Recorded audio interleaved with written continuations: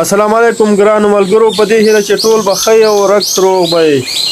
نن د رسوبي ډبرو د منځته راتګ پروسه په عملي ډول ګورو. دا د جیولوژي علم کې خورا مهم بحث دی، نو له موږ سره پاتې شئ، ویډیو تر پایه وګورئ او د رسوبي احجارو د منځته راتګ پروسه په عملي ډول وګورئ. نو نن موږ راغلي وو دغې ښایسته او ګلورین ساحې ته، او دلته تاسو ته د رسوبي احجارو په باره کې یو ښایسته ویډیو وړاندې کوو.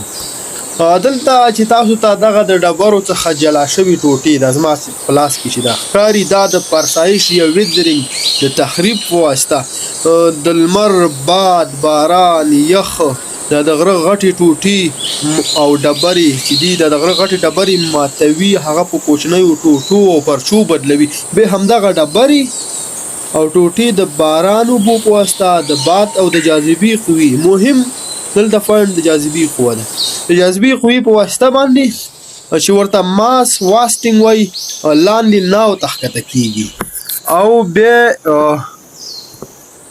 د هغې څخه وروسته او دغه ماتې ټوټې چې کله لاندې په یو ځای کې جمع او د وخت په تیریدو سره تر فشار لاندې کلکې شي، دې ته بیا لیتیفیکیشن یا ډبره کېدل وایي. دا پروسه بیا په دوو مرحلو کې سرته رسیږي چې یو ته موږ کمپکشن یعنې د فشار په واسطه او بل ته سیمنټیشن وایو.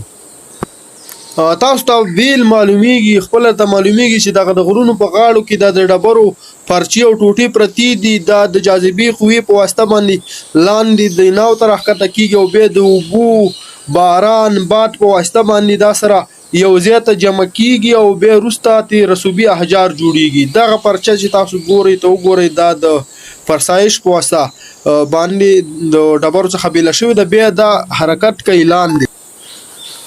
دغه ډبرې که تاسو ګورئ دا ټولې د بره ځای څخه راښکته شوي دي دلته ناو ته. په هغو ځایو کې چې اوسېږئ او یا به مو د سمندرونو په څنډو، شګلنو سیمو او سیندونو کې په ډېره کچه خټه، شګه، جغل، لویه وړې ډبرې او نورې لیدلې وي. دا توکي ډېر مهال د سیندونو د اوبو د بهیر په مرسته لرې او نږدې واټنونو ته لیږدول کېږي چې په پای کې په سمندرونو، سمندرګیو او نورو ځایونو کې رسوب کوي. ډېر لاملونه که هوا شوه، همدارنګه یخچالونه، بادونه، د لمر تودوخه، کنګل نیونه، د نباتاتو ریښې او نور د موادو د تخریب او لیږدونې لامل ګرځي چې په کلکېدو وروسته رسوبي ډبرې جوړوي.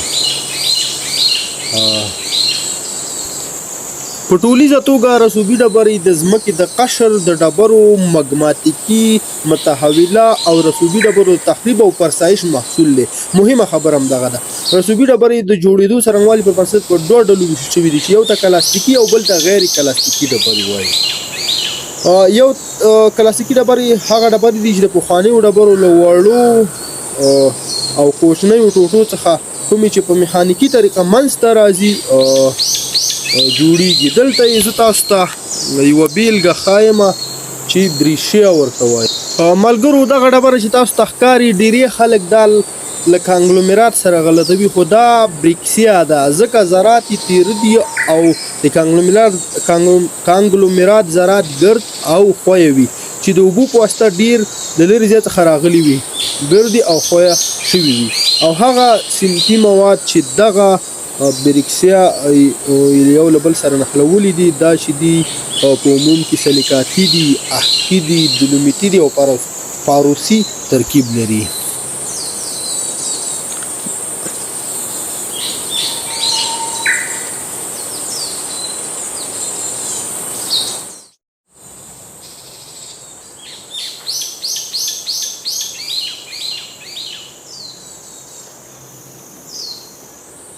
په عموم کې اخري خبرې دا کوم چې په رسوبي ډبرو کې د تیلو، سکرو، ګاز، اوسپنې، المونیم او ساختماني موادو زیرمې جوړیږي. په رسوباتو کې ښخ شوي نباتات د وخت په تیریدو سره په ډبرو سکرو بدلیږي چې فت، لګنایت، معمولي سکاره او انتراسیت ډولونه پکې شامل دي. نو دغه دا بله هم دلته ښکاري تاسو ته دا بریکسیا ده چې ډیری خلک یې له کانګلومیرات سره غلطوي. ولې موږ دا وایو چې دا بریکسیا ده؟ ځکه چې د دې دا کم ذرات چې په دې کې دي دا تیره دي او د کانګلومیرات ذرات باید ټول ښویه وي. نو ملګرو یو مهمه خبره په دې ویډیو کې دا شوله چې بریکسیا موږ وپېژندله چې د کانګلومیرات سره یې موږ غلط نشو